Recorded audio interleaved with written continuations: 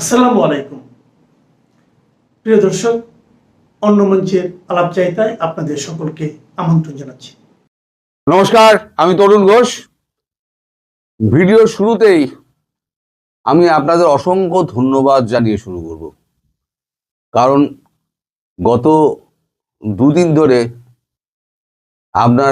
আমার ভিডিওর যে আমরা চারজনে যে ভিডিওটা করেছি, 4-5 জনে, সেখানে আপনাদের যে মন্তব্য, তাতে আমরা ভীষণ রকম উৎসাহিত এবং উজ্জীবিত বলা যায়। কোনো কটু মন্তব্য নেই। এত সুন্দর পরিষ্কার একটা কমেন্ট শিট পাওয়া কিন্তু ভাগ্যের ব্যাপার।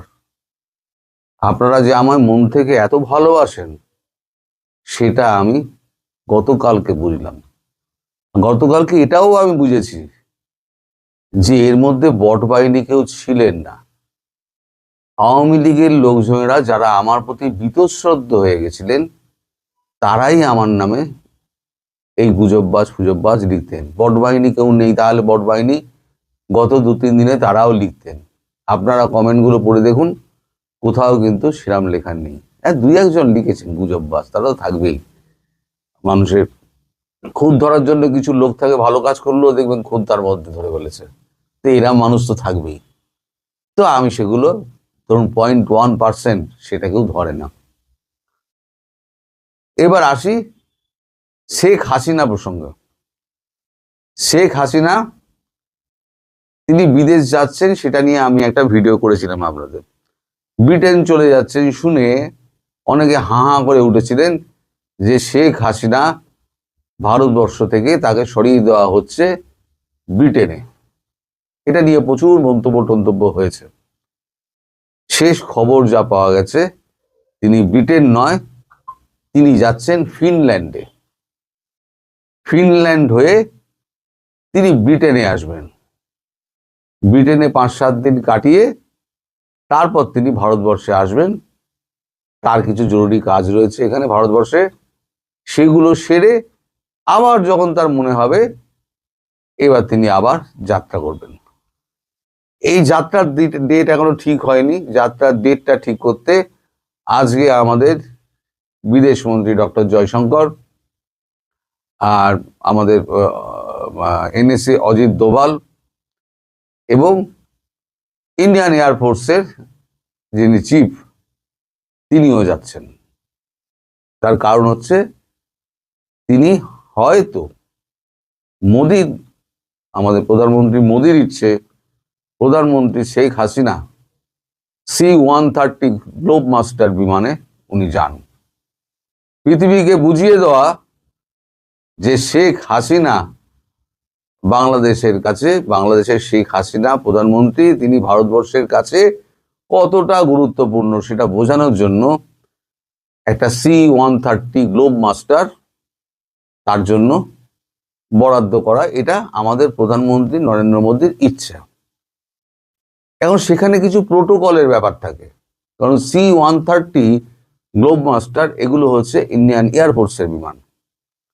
এখন একদম বিদেশি প্রাইম মিনিস্টার তিনি আমাদের ইন্ডিয়ান এয়ারফোর্সের বিমানে উঠতে পারেন কিনা, সেই ব্যাপারটা নিয়ে একটা কূটনৈতিক জটিলতা থাকলেও থাকতে পারে, সেটা নিয়ে আলোচনা করছে। যদি না হয় C-130 গ্লোব মাস্টার, যদি না হয়, ওই যে কালো কালো বিশাল পেটোলা প্লেনগুলো দেখেন না, যেটা মাঝে মাঝে মোদিজি মাঝে মাঝে ঘুরে বেড়ান এদিকে ওদিকে। রিসেন্টলি উনি আসামের যে হাইওয়ে হয়েছে, হাইওয়ের ওপরে তিনি C-130 গ্লোব মাস্টার ল্যান্ড করালেন, যেখান থেকে প্রধানমন্ত্রী মোদী নামলেন। এই গ্লোব মাস্টারের চালনা খরচা কিন্তু প্রচুর। তো যাই হোক, ভারতবর্ষের মোদিজি যে বিমান ব্যবহার করেন, যদি উনি গ্লোব মাস্টার ব্যবহার না করতে পারেন, সেক্ষেত্রে ভারতবর্ষে মোদিজির 4টে বোয়িং রয়েছে, 737, 4টে, সবকটাই কিন্তু একই রকম। এই যে উনি বিভিন্ন জায়গায় যান না, বিভিন্ন দেশে যান, আপনারা দেখেন যে একটা বিমান থেকে নরেন্দ্র মোদী নামছেন, আর একটা ব্যাকআপ বিমান কিন্তু তার পেছনে ওড়ে, তার খবর কেউ রাখে না। ওটা ছিল ব্যাকআপ বিমান। সেটা হয় কি, যে ওর শহরে উনি যাচ্ছেন, ধরুন আমেরিকা ওয়াশিংটন ডিসিতে গেলেন, তাহলে একটা ব্যাকআপ বিমানটা গিয়ে নামবে ফ্লোরিডা বা টেক্সাস অন্য কোন এয়ারপোর্টে, সেখানে সে অপেক্ষা করবে। কারণ বিমান তো যান্ত্রিক ব্যাপার, কখনো গোলযোগ হতেই পারে, তাহলে প্রধানমন্ত্রী ফিরবেন কি করে? ব্যাকআপ বিমান, যদি সেক্ষেত্রে 4টে বিমানের থেকে একটা বিমান তাহলে শেখ হাসিনার জন্য বরাদ্দ হতে পারে। মানে তিনি হয় গ্লোব মাস্টারে যাবেন, C-130 গ্লোব মাস্টার, অথবা মোদিজি যে প্লেনে যান, যে রাজকীয় প্লেনে যান, সেই রাজকীয় প্লেন তাকে নিয়ে যাবে ফিনল্যান্ড, ফিনল্যান্ড থেকে ব্রিটেন, ব্রিটেন হয়ে ভারতবর্ষ। এবার ভারতবর্ষ থেকে আবার এখন কাজকর্ম সেরে উনি যদি মনে করেন উনি ফ্রান্সে যাবেন, উনি জার্মানি যাবেন, উনি অস্ট্রেলিয়া যাবেন, উনি ব্রাজিল যাবেন, উনি রাশিয়া যাবেন, উনি চীন যাবেন, যেখানেই মধ্যে যেতে চাইবেন সেখানেই উনি যাবেন, আবার ফিরে কিন্তু ভারতবর্ষেই আসবেন। কারণ আমি বলেছি, শেখ হাসিনা উনি ঘরে বন্দি থাকতে থাকতে ওনার একটা মানসিক চাপ তৈরি হয়েছে, ভারতবর্ষ তাকে চাপ মুক্ত করতে চাইছে। তার জন্য যা সিকিউরিটি ব্যবস্থা, যে সমস্ত ঠিকঠাক করার, এই সিকিউরিটি ব্যবস্থা ঠিকঠাক করার জন্য অজিত দোভাল যাচ্ছেন। আর তিনি এই যে ফিনল্যান্ডে যাবেন, তার কিছু কূটনৈতিক কাজকর্ম রয়েছে এবং তার দলীয় কিছু কাজকর্ম রয়েছে এবং ব্যক্তিগত কিছু কাজকর্ম রয়েছে। আর ব্রিটেন সফরটা পুরোপুরি উনি পরিবারের সঙ্গে 7টা দিন কাটাবেন, এই হচ্ছে তার আপাতত প্ল্যান। সেটা কবে যাবেন সেই মুহূর্ত ঠিক করার জন্য এবং আলাপ আলোচনার ভিত্তিতে আমাদের এই তিন মূর্তি ওখানে আজকে গিয়ে তার সঙ্গে দেখা টাকা করে একটা ডেট ফাইনাল করে, যেখানে ফিনল্যান্ডে গেলে ফিনল্যান্ড সরকারের সঙ্গে জয়শঙ্করজি কথা বলবেন, কথা বলে তাদের সঙ্গে ব্যবস্থা করবেন। এখান থেকে আমাদের NSA যিনি যাচ্ছেন তিনি এবার ফিনল্যান্ডে লোক, মানে আমাদের সিকিউরিটি এজেন্টগুলো পাঠাবেন, তারা সমস্ত ঘর বাড়ি পরীক্ষা টরীক্ষা করে দেখে রেখে দেবেন কোথায় উনি থাকবেন না থাকবেন, সেখানে সিকিউরিটি ব্যবস্থা করা। তার 4th লেয়ার সিকিউরিটি আছে, তার 4th লেয়ার সিকিউরিটির যে সমস্ত নিরাপত্তা ব্যবস্থা থাকে, ওই 4th লেয়ার সিকিউরিটি সমস্ত নিরাপত্তা তার জন্য, মানে ব্যবস্থা করার জন্য এগুলো করা হচ্ছে। আমি 2-4 দিনের মধ্যেই আপনাদের জানিয়ে দেবো যে কবে উনি এখান থেকে উঠছেন, কোথায় কোথায় যাবেন এবং কবে উনি আবার ভারতবর্ষে ব্যাক করবেন, তার নিজস্ব কাজকর্ম সেরে আবার যখন উদ্দেশ্যে কোথাও একটা যাওয়ার ইচ্ছা হবে তিনি চলে যাবেন। এই গেল শেখ হাসিনার প্রসঙ্গ। এইবারেতে হচ্ছে আর একটা প্রসঙ্গ, সেটা হচ্ছে আলী রিয়াজ। আলী রিয়াজ তিনি কোথায়? তিনি কোথায়? এই যে সংবিধান সংশোধনী করে তিনি যে একেবারে মানুষকে একেবারে ব্যতিব্যস্ত করে তুলেছিলেন, তাকে কিন্তু কোথাও দেখা যাচ্ছে না। একটা অসমর্থিত সূত্রে খবর পাওয়া যাচ্ছে, বাংলাদেশে DGFI BNP নির্দেশে তাকে তুলে নিয়ে গিয়ে একটা সেফ জায়গায় গৃহবন্দী করে দিয়েছেন। কারণ মনে করুন, শপথের দিন থেকে তাকে কিন্তু আর দেখা যাচ্ছে না। কারণটা কি জানেন? কারণটা হচ্ছে এই যে তারেক রহমানকে জোর করে ধমক ধামক দিয়ে, ভয় দেখিয়ে তাকে দিয়ে হ্যাঁ করানো হয়েছিল। চাপে পড়ে তখন তারেক রহমান উনি হ্যাঁ বলে দিয়েছিলেন। পরবর্তীকালে তিনি আর ওই হ্যাঁ না এর কোনো প্রশ্নে তিনি যাননি। তিনি ভেবেছিলেন যে একবার ভোটটা হয়ে যাক, রেজাল্টটা দেখি, তারপর যা বলার বলবো। রেজাল্ট যখন দেখা গেল তিনি একদম ল্যান্ডস্লাইড ভোটে তিনি যখন জিতে গেলেন, আসলে আওয়ামী লীগের লোকেরা ভোট দিয়েছেন, প্রচুর পরিমাণে ভোট দিয়েছেন। এই আমাদের সারের হাত থেকে বাঁচার জন্য এইবার আওয়ামী লীগের পরিবারের যে ভোটটা পেয়েছে, নিজেদের যে কোর ভোট আছে সব ভোট নিয়ে একেবারে ল্যান্ডস্লাইড ভোটে উনি জিতে গেলেন। আর যত ইঞ্জিনিয়ারিং করে ওই যা সিট পাওয়ার সেটা হচ্ছে ওই জামাত পেয়েছে, আর এই ছেলে ছোকরা যেগুলো চ্যাংড়া ছিল সেগুলো ওই 2-4টে, আর ল্যাঙ্গট ফ্যাঙ্গট পড়া 2-4টে পেয়েছে, বাকিগুলো সব হচ্ছে ছাগলের 3য় সন্তান হয়ে গিয়েছে। এখন এই আলী রিয়াজ তিনি আছেন কোথায়? আমি প্রচুর এ ব্যাপারে খোঁজ খবর লাগাচ্ছি, আপনারাও একটুখানি আমায় যদি সাহায্য করেন তাহলে পরে আমি এই ব্যাপারে একটা ভিডিও করে সাধারণ মানুষকে আমি দেখাতে পারি।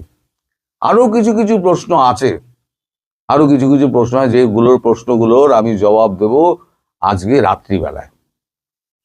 রাত্রিবেলাতে আজকে আমরা আবার একটা লাইভ করব, যেখানে আসাদ নূর থাকবেন, আমি থাকব, রাশেদ ভাই থাকবেন এবং সাব্বির থাকবেন, এই চারজন। সেখানে আমি কিছু ব্রেকিং নিউজ দেব। স্যারের বর্তমান কি অবস্থা, তার রাষ্ট্রপতি হওয়া কি হচ্ছে আদৌ? যদি না হন তাহলে তার ভাগ্যে কি জুটছে? তিনি কি ফাঁসির দড়িতে ঝুলবেন, নাকি তাকে সেফ এক্সিট দেওয়া হবে? যদি সেফ এক্সিট দেওয়া হয় তাহলে তিনি কোথায় যাবেন, তার সঙ্গে কোন দেশের যোগাযোগ হয়েছে, সেই দেশে কবে যাবেন, এবং যমুনা কবে ছাড়বেন উনি? এমনি তো মনে মনে ভেঙে পড়েছেন, এখনো একটা উনি চেষ্টা চালিয়ে যাচ্ছেন রাষ্ট্রপতি হবেন। আমি এখন এই ব্যাপারে কিছু বলবো না, সেই ব্রেকিং নিউজ আমি আপনাদের দেব ঠিক রাত্রিবেলা। আমি টাইমটা এই কারণে বলতে পারছি না, কারণ একজন থাকে কানাডায়, একজন থাকে ফ্রান্সে, একজন থাকে বাংলাদেশে, আমি থাকি ভারতে। তারপরে তো আপনাদের এখন ঈদ চলছে, আপনাদের রোজা পূজা চলছে। এই রোজা পূজার মধ্যে খাওয়া দাওয়ার ব্যাপার ট্যাপারগুলো সেরে নিয়ে একেবারে নিশ্চিন্ত হয়ে বসা, ফলে সকলের সময়টাকে মিলিয়ে নিয়ে আমার মনে হয় 9টা 9:30 আগে বোধহয় আমরা করতে পারবো না। আপনারা একটু আমার চ্যানেলে চোখ রাখবেন, সেখানে গরম গরম খবর আমি আপনাদের প্রকাশ করব। আপাতত আমি এই দুটো খবর আপনাদের দিলাম, শেখ হাসিনার যাত্রা, ফিনল্যান্ড যাত্রা এবং ব্রিটেন যাত্রা, কলকাতা বা ভারতবর্ষে ফিরে আসা, কিসে করে যাচ্ছেন, কোথায় থাকবেন, সে সমস্ত ব্যবস্থাপনা, এবং আলী রিয়াজ কোথায়, সেই সম্পর্কিত আপনাদের জানান দিলাম। আপনাদের অকুণ্ঠ সমর্থন আমরা চাই, আরো বেশি সমর্থন করুন, কারণ বাংলাদেশে যে ক্ষতি হয়ে গিয়েছে সেই ক্ষতি একার পক্ষে সম্ভব নয় পূরণ করা। আমাদের সমবেতভাবে আপনাদের প্রত্যেকের সাপোর্ট চাই। প্রত্যেকে যদি আপনারা আমাদের পাশে এসে দাঁড়ান, তাহলে আমরা সারা পৃথিবীকে এক করে ফেলব। এইটুকু আমাদের দম আছে যে এখন সোশ্যাল মিডিয়ার যুগ, আমরা সারা পৃথিবীকে এক করে ফেলবো। আমি ধীরে ধীরে বিদেশি যে সমস্ত আমার বন্ধু বান্ধব রয়েছেন, সে কিছু ইংরেজিতে কথা বলেন, কিছু এতে হিন্দিতে কথা বলেন, সারা পৃথিবী জুড়ে যারা রয়েছেন বিভিন্ন কাগজে, তাদেরও আমি এখানে লাইভে নিয়ে আসবো, নিয়ে এসে তাদের তাদের সঙ্গেও কথা বলবো, এবং আমাদের যে কথাগুলো সেগুলো সমস্ত আওয়ামী লীগের কথাগুলো, আওয়ামী লীগের অত্যাচারের কথা, আওয়ামী লীগের ওপরে অত্যাচারের কথাগুলো আমরা তুলে ধরবো। সুতরাং আপনারা এই শোগুলো অবশ্যই করবেন। আমি একার কথা ভেবে যদি আমি করতাম, তাহলে আজকে আমি আর একটা ভিডিও করে দিতাম, কিন্তু তাহলে পরে ওই ভিডিওটার কোনো যৌক্তিকতা থাকবে না। ওই ভিডিওর লোকে দেখবে কেন? ব্রেকিং নিউজ যদি কিছু না থাকে, তাই আমি 2-3টে ব্রেকিং নিউজ আমি ওই নিউজের জন্য, ওই এটার জন্য, প্ল্যাটফর্মটার জন্য রাখলাম। আপনারা, আমি আশা করব আপনারা প্রত্যেকে ওই প্ল্যাটফর্মে যোগদান করবেন, এবং পুনর্ভাবে বাংলাদেশকে পুনর্গঠনের জন্য আপনারা সবাই সমানভাবে হাতে হাত মিলিয়ে এগিয়ে আসবেন। এই আমাদের ঐকান্তিক প্রচেষ্টা, আমরা সেই প্রচেষ্টায় আপনাদের আমরা পাশে চাই। এই মুহূর্তে কথা বলবো পুরনো বিষয় নিয়ে। আমরা যদিও বিষয়টা নিয়ে এই মুহূর্তে কথা বলতে চাইছি, এর আগেও নিয়োগের পরে কথা বলেছি।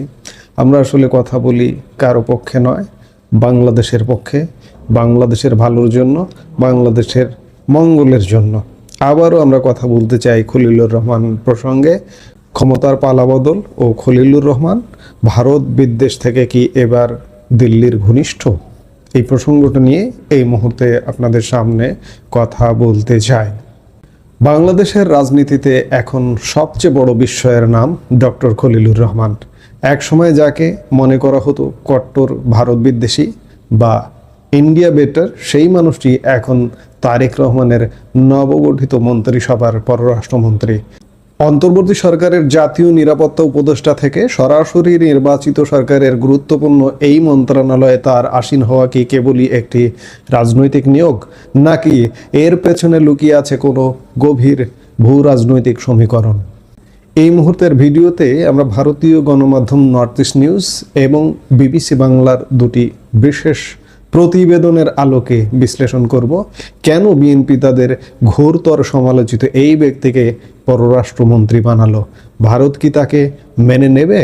আর খলিলুর রহমান কি সত্যিই তার আগের অবস্থান বদলে দিল্লির অ্যাকোলাইট বা অনুগত হতে চলেছেন? বিবিসি বাংলার আজকের এক প্রতিবেদনে বলা হয়েছে, খলিলুর রহমানের এই নিয়োগে খোদ বিএনপির ভেতরে চরম অস্বস্তি ও বিস্ময় তৈরি করেছে। শুধু বিরোধী দল নয়, বিএনপির তৃণমূল থেকে শুরু করে নীতি নির্ধারণী পর্যায়ের অনেক নেতাই এই সিদ্ধান্তে হতভম্ব। কেন এই অস্বস্তি? কারণটা খুব পরিষ্কার। গত বছর যখন তিনি অন্তর্বর্তী সরকারের নিরাপত্তা উপদেষ্টা ছিলেন, তখন খোদ বিএনপি নেতারা তার পদত্যাগ দাবি করেছিলেন। আমরা এর আগে একটা কন্টেন্ট করেছিলাম, যেদিন তিনি পররাষ্ট্র উপদেষ্টা হিসেবে নিয়োগ পেলেন সেদিনই সালাউদ্দিন আহমেদ, বিএনপির স্থায়ী কমিটির প্রভাবশালী সদস্য এবং বর্তমান স্বরাষ্ট্রমন্ত্রী, তিনি তার ভিডিও এখনো সামাজিক যোগাযোগ মাধ্যম অনলাইনে ভেসে বেড়াচ্ছে যে খলিলুর রহমান সম্পর্কে কড়া প্রতিবাদের কণ্ঠ। আপনার সরকারে একজন বিদেশি নাগরিককে আপনি জাতীয় নিরাপত্তা উপদেষ্টা করেছেন। আপনার কি সেই আক্কেল জ্ঞান নাই? একজন বিদেশি নাগরিকের কাছে এই দেশের সেনাবাহিনী নিরাপত্তা সংক্রান্ত রিপোর্ট প্রদান করবে কিভাবে ভাবলেন? অথচ আজকে সেই খলিলুর রহমানই বিএনপির পররাষ্ট্রমন্ত্রী, বিএনপির কূটনীতি দেখবেন তিনি। কিন্তু আজ সেই সমালোচিত ব্যক্তিটি দলটির পররাষ্ট্রনীতির প্রধান কাণ্ডারি। এখন প্রশ্ন হলো, তারেক রহমান কেন এই ঝুঁকি নিলেন? বিশ্লেষকরা বলছেন এটি কোনো আবেগের সিদ্ধান্ত নয়, বরং নিখুঁত হিসেবের এক ভূ রাজনৈতিক চাল। খলিলুর রহমানের দীর্ঘদিনের পশ্চিমা কানেকশন, বিশেষ করে যুক্তরাষ্ট্রের নীতি নির্ধারকদের সাথে তার সখ্যতাকে কাজে লাগাতে চায় নতুন সরকার। কিন্তু এখানে বড় কাটা হয়ে দাঁড়িয়েছে তার ইন্ডিয়া ইমেজ। আপনারা ইতিমধ্যেই খবর পেয়েছেন, যুক্তরাষ্ট্র দূতাবাস তো নতুন সরকারকে স্বাগত জানিয়েছে। যুক্তরাষ্ট্রের ministry of state, foreign minister Marco Rubio স্বাগত জানিয়েছেন। কিন্তু আজকে যুক্তরাষ্ট্রের প্রেসিডেন্ট ডোনাল্ড ট্রাম্পের কাছ থেকেও একটি চিঠি আনা সম্ভব হয়েছে। আপনারা সরকারের পেজে, পররাষ্ট্র মন্ত্রণালয়ের এক্স হ্যান্ডেলে আপনারা দেখবেন যে এই চিঠিটা প্রদর্শন করা হচ্ছে। ডোনাল্ড ট্রাম্প নতুন সরকারকে স্বাগত জানিয়েছেন এবং নতুন সরকারের সাথে কাজ করবার আগ্রহ প্রকাশ করেছেন। এবার আমরা একটু নজর দিতে চাই ভারতীয় সংবাদ মাধ্যম নর্থ ইস্ট নিউজ কি বলছে। তারা একটি অত্যন্ত গুরুত্বপূর্ণ প্রশ্ন তুলেছে। Will Khalilur Rahman once an India better now turn and acolyte, অর্থাৎ এক সময়ের ভারত বিদ্বেষী কি এখন অনুগত বন্ধুতে পরিণত হবেন? নর্থ ইস্ট নিউজের দাবি অনুযায়ী খলিলুর রহমানকে নিয়ে দিল্লির এক ধরনের সংশয় দীর্ঘদিনের।